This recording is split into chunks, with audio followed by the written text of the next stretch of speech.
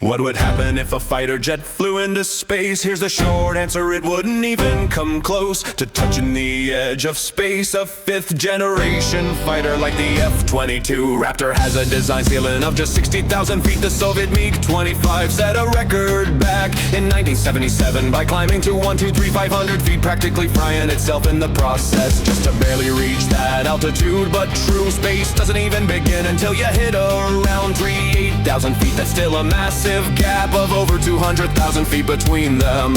And even if a miracle occurred and a fighter jet somehow forced its way into space, it wouldn't be a glorious ascent, it would be suicide at altitude.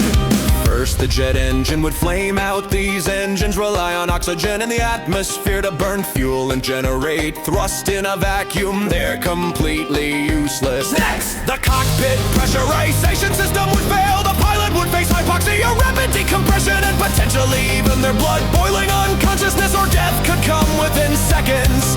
To make matters worse, the electronics would fry without airflow to dissipate heat. The radar navigation and fire control systems would overheat and burn out one after another. In the end, the aircraft would become nothing more than a chunk of floating scrap metal drifting near low Earth orbit. Fighter jets were born for the sky.